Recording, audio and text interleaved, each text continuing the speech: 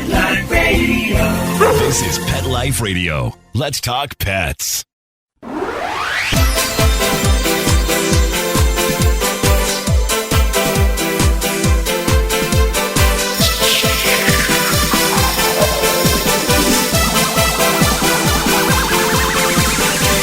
Hello, you're listening to Animal Party on Pet Life Radio. And as I said that, a cat just jumped down right next to the control board, but I was lucky. She was very graceful. Yeah, cats are graceful, aren't they? It's pretty amazing what they can do. But we definitely don't want to underestimate them. Lately, there's been some cougar sightings where I live. And I know people in California see mountain lions or cougars quite a lot. There's places all over North America with them. But, yeah, apparently they were seen teaching their young how to kill raccoons, which is kind of an interesting idea. Because here we have, beautiful, sleek cat hunting and killing an animal that we think of as a cartoon character with a little mask. Whose side are you on? That's a tough one. Oh, well, the raccoons are also the garbage bandits, and they do kill cats. So do cougars. So I don't know whose side you're on. I think I'm on the cougar side on this one.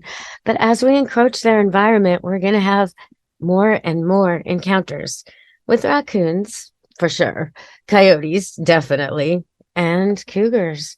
So the best thing is keep your cats in at night. Have cat doors that work if you're going to let them outside at all, which everyone says, all the cat experts say you shouldn't, but I do. I have cats that go in and out, and they have cat doors that are always accessible, so they can always get away from predators. Plus, my property is fully fenced and protected by dogs, so if they venture beyond the fences, they are in danger. And of course, the cats do venture beyond the fences. No matter what I say, stay inside the fences. They don't listen. The grass is always greener on the other side of that fence. The hunting's always better over there. But if you set it up right, you should be able to keep your cat safe from predators. And most of these predators prey at night, dawn and dusk and evening and nighttime. So that gives you a clue. If you want to take your cat out with you in the backyard during the day and then bring it in again, that's the safest. Or create a cat enclosure or buy one of those fancy cat exercise things you can have inside or outside. Another thing people do that I think is amazing is they build little ladders in their houses and shelves. So like a shelf all the way around the room that's about 6 inches, 10 inches, something like that, below the ceiling. It doesn't interfere with human activity at all, except that you have to dust it. But it doesn't take up your space at all. But it creates an entire new walkway for the cats, and all they need is a ladder up. So I think that's a fantastic idea. Okay, so we're going to talk about a few other things besides cats today, but I did want to mention something I saw on TV that I thought was so funny. It was a rerun show of this show called Till Death, and the couple that stars in it, very funny, sarcastic couple. But the premise of this one episode was that the man had been lying for over 20 years. And what was his big lie? Well, he said that he was allergic to cats when he wasn't, because he didn't want to get one.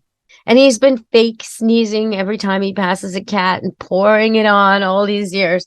So, of course, she figures it out and she gets a cat. And near the end of the episode, you see them in bed.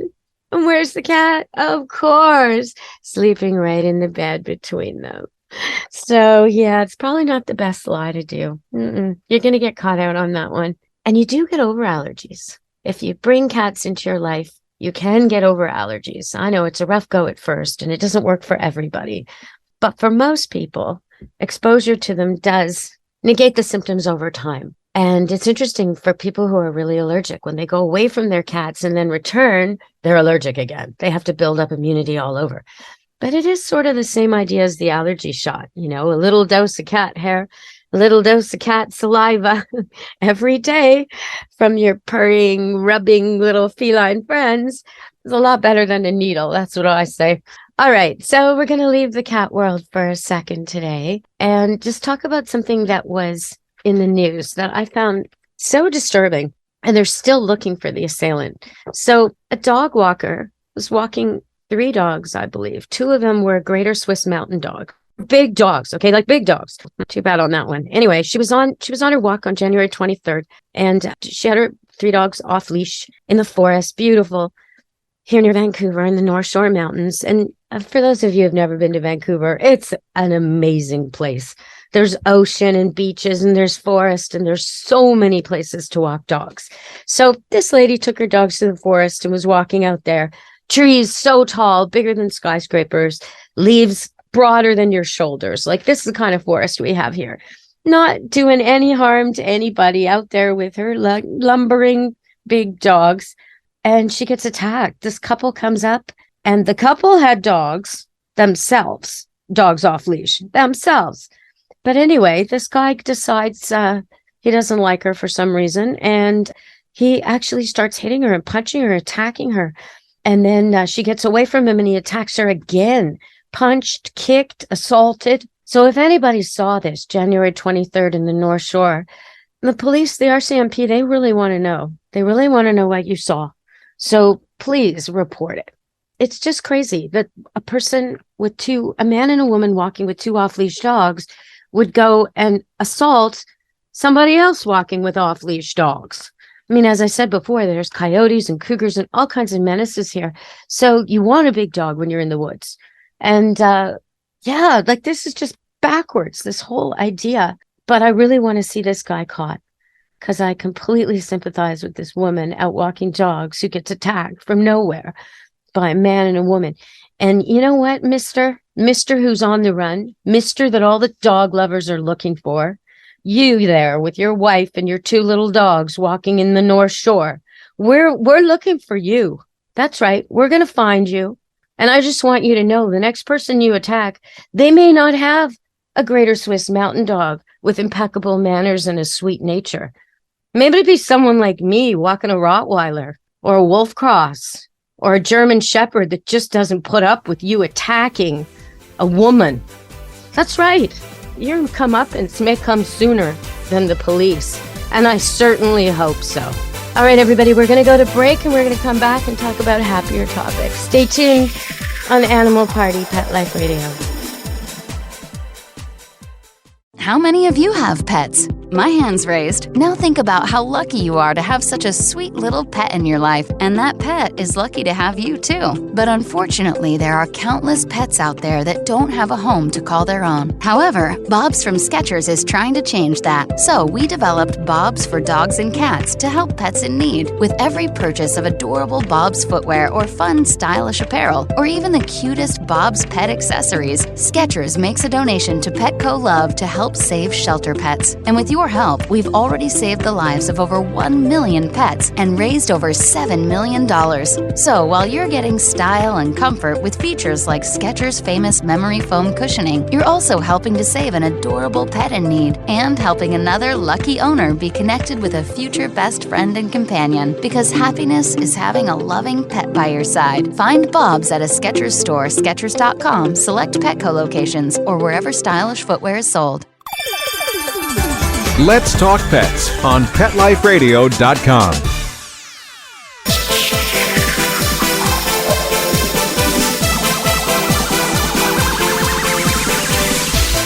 Hello, we're back with Animal Party on Pet Life Radio. And okay, so I was listening to the radio and I heard this comedian and he made a great animal joke. He said, "Oh yeah, I'm an animal lover. I eat them." And then he said, "Oh, that's a lot like a cannibal saying he's a people person." Exactly. So for all you vegetarians out there, there's a salute to you. Well done.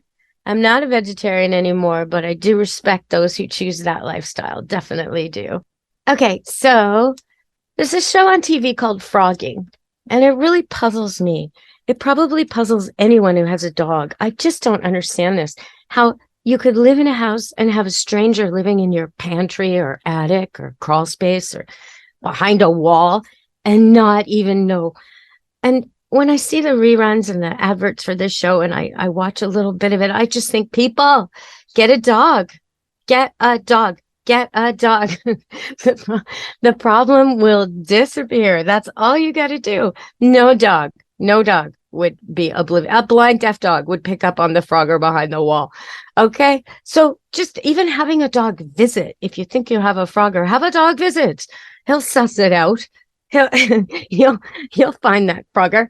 Okay. So a Frogger, for people who don't know, is a secret stranger who hides out in other people's houses and actually lives there. Ooh, creepy. Yeah, definitely. Dogs are solution to that one. Simple solution. Okay, so I got an email. It says, my dog won't come. She comes at home. She comes in the backyard. She comes for my husband. But when I'm out walking her, she just won't come to me. What can I do? Yeah, the dog won't come. Okay. Well, most of us have a dog. Well, many of us, I should say, have a dog that at some point in its life, maybe 10 months to 18 months. Oh, okay, when you call it, it's a gamble. It's a big gamble. Will he come? Won't he come? Will he listen? Won't he listen? And you kind of look around. Is there something better for him to do that he might go do? Well, that's what he's doing too. He's like, hey, she's calling me. What am I missing? Is she going to take me home as the walk over? Oh, yeah. I'll pretend I don't hear her. And I will look over there. Oh, look, I see a cat. I see a squirrel. I see another dog. I see a man throwing a tennis ball. Whatever I see has got to be better than going home and ending this walk. And that's how your dog thinks. So probing a little more deeply into the story, I read the second page of the email. And if you do send me an email, usually a couple paragraphs is good. But anyway, the second page telling me that the husband is actually a long distance runner. So when he takes the dog for his warm up and his warm down, which actually I think is great. I want to give a shout out to that one. If you're an intense runner, an intense athlete, and your dog maybe isn't, maybe it's too young or too old or not quite the right shape, or it just isn't up to 10K runs at breakneck speed. Okay, then yeah, take it for the warm up and take it for the warm down. That's perfect. Skip the high intensity, high impact, maybe heat of the day. Skip that part. Just give him a nice, when you're jogging. That's perfect. Perfect. He can stay in a trot, and most dogs can do a trot for a very, very long time. They can't do a canter for long. That's their sprint. That's what's meant to kind of close the kill when they're hunting, but it's not meant for long distances. So this guy's doing the right thing. So basically what we've got is a couple where the man exercises the dog to the dog's satisfaction, and the woman doesn't. And so when she takes the dog out, it plays silly games to try and get more time, more exercise. So, okay, so some of this is an obedience problem, but not really, because he does come to the husband and does come often. You gave a bunch of examples. The only time the dog isn't coming is when it thinks it's under-exercised with the wife. So what I would suggest, first and foremost, is get one of those chuckers, those ball chucker things. Get one of those, or a tennis racket, an old racquetball racket, any old racket, and a tennis ball, or 2 or 3 or 4, and just hit that. Instead of walking and trying to exercise this dog with your legs, as you're walking, hit the ball.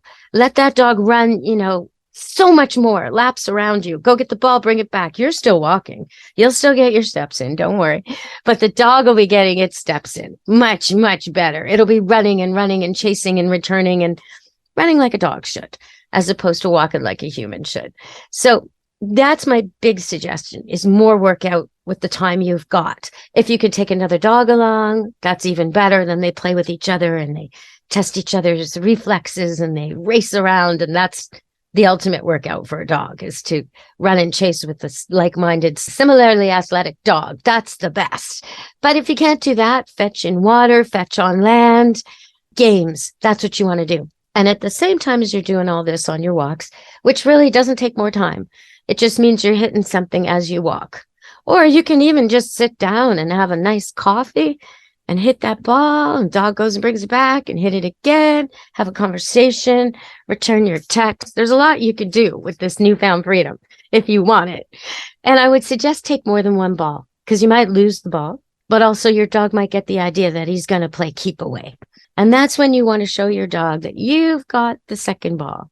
He may think he's got game ball. No, no, no, no. You've got game ball.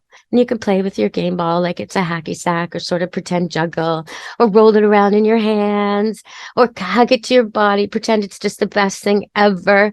And eventually he'll drop his ball. You could bounce your ball, do anything to make it look like you're playing with your ball by yourself and you're not interested in the dog.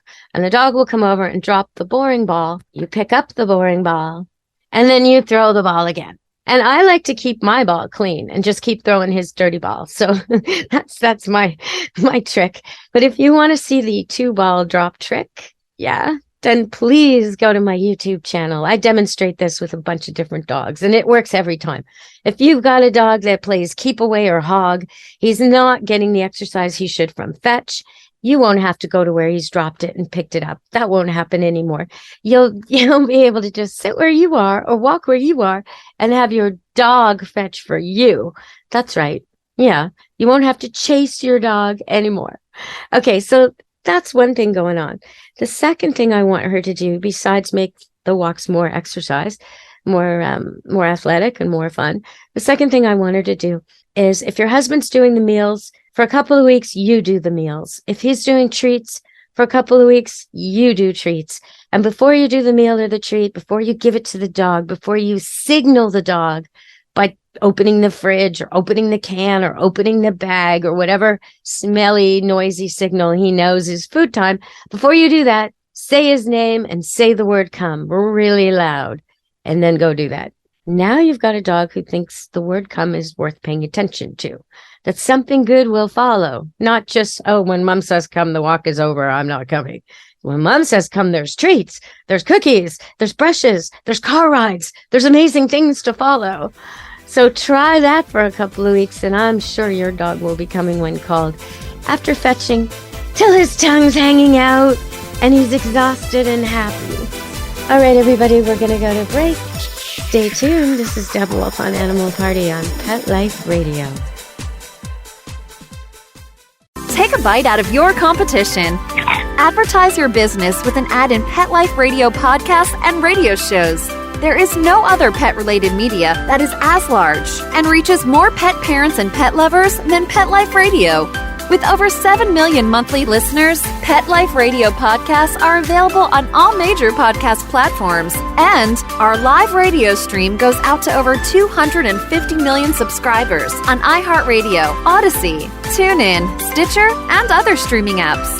For more information on how you can advertise on the #1 pet podcast and radio network, visit PetLifeRadio.com/advertise today. Let's talk pets. Let's talk pets On Pet Life Radio. Pet Life Radio. PetLifeRadio.com.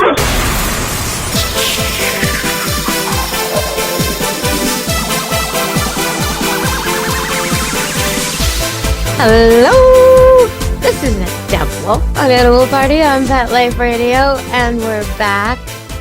There's so much been in the news lately about animals, and I want to touch on some of it before the show's over. We've just got a little bit left. But rats have rhythm. Who would have thought? I would not have thought that, but it's true. They did an experiment with different animals, and they found that not only rats, but also birds have a musical ear. Now, okay, to me, that's a no-brainer. Why they'd even construct an experiment and get money to investigate whether birds have a musical ear is a bit daft to me, because of course they do. They're the singers of the animal world. Are you kidding me? If birds couldn't recognize song, then why would they sing? Right? Of course. But yes, they found that birds react to the beat. They bob their head and are very musical and very reactive to different music, but also rats bob to the beat. And so now they're thinking that might shed some light on where human music love or musicality comes from. That it may not be, as we had been thinking, a higher evolved function of our brains, that it might be a very primitive function. And that kind of makes sense to me, because if you look around the animal world or the people world, historically, if you look around the people world, all of us had music. And in the primitive tribes now, the more less spoiled tribes that are more like things used to be, the ways are similar, and they celebrate with so much music. Music is a part of prayer. It's a part of healing. It's a part of coming of age ceremonies. It's a part of community. It's dancing and singing, and music is a part of everyday life in a huge way for the tribes of the world, and always has been. And so I think maybe they're onto something.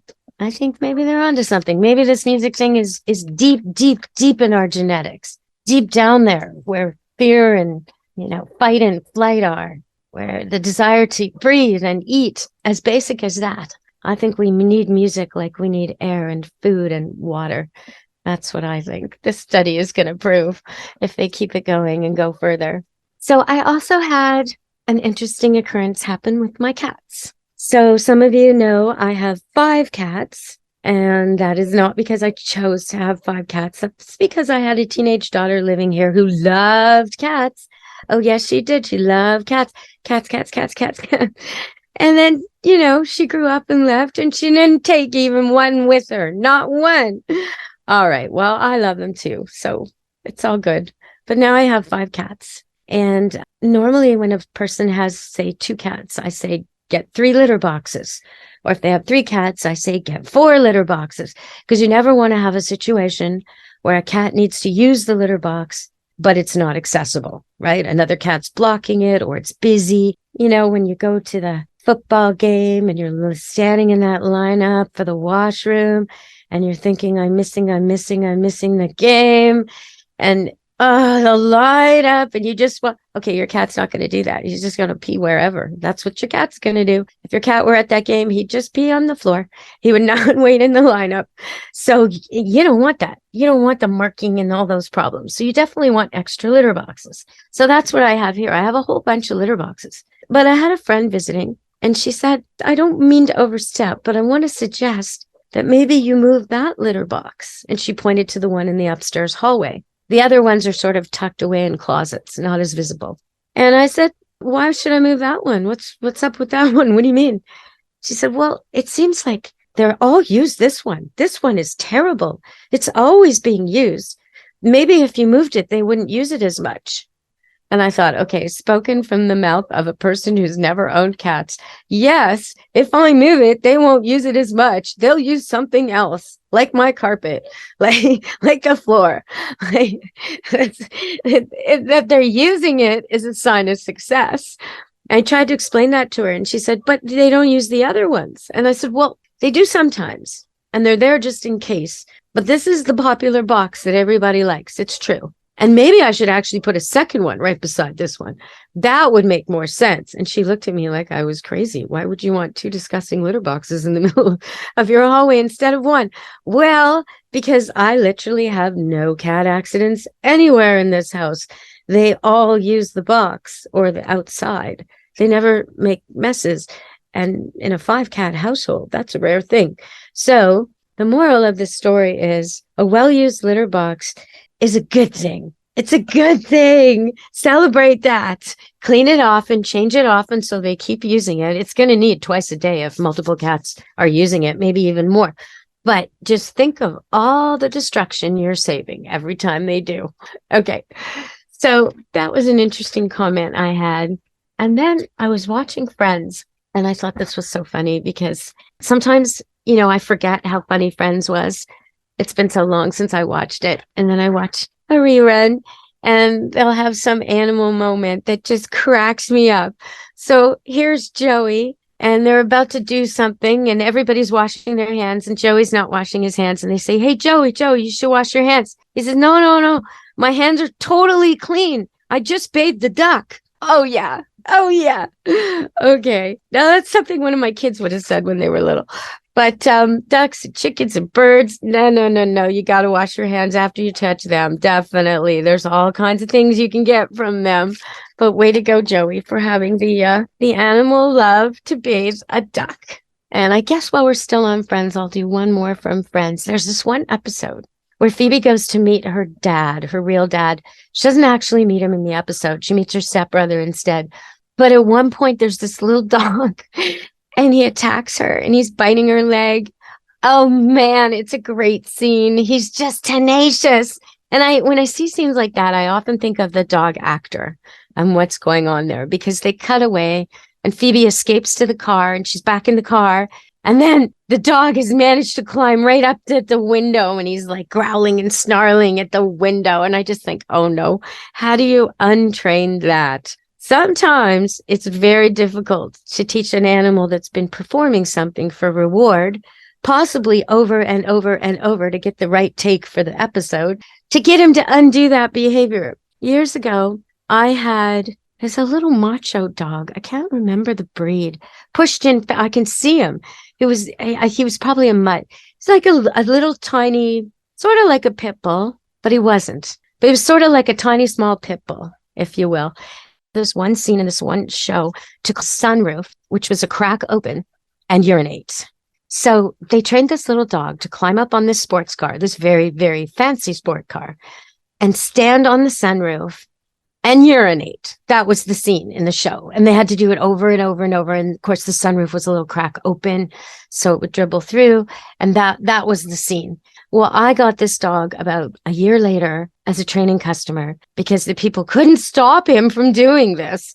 Yeah, you don't want that. You don't want that. Same with kids. Sometimes kids, little kids, get rewarded for something, especially the toddlers in a scene, and then they want to do it over and over and over at home. Oh no, you do not want your dog running away from you to urinate on sunroofs of your friends' cars. No, you don't want that. And that's what this dog would do. And with a determination, like he would just do anything to get out and get on top of a car and pee. So yeah, that's what I think of when I see those shows.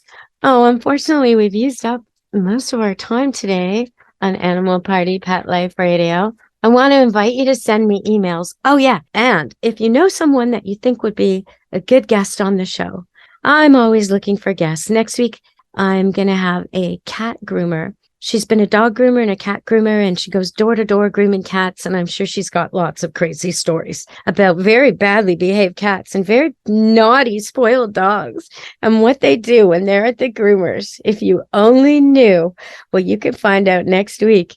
But I just love interviewing new people. Anyone with a pet related business or interest or a rescue, I'd love to get their name and contact them and have them on a future show.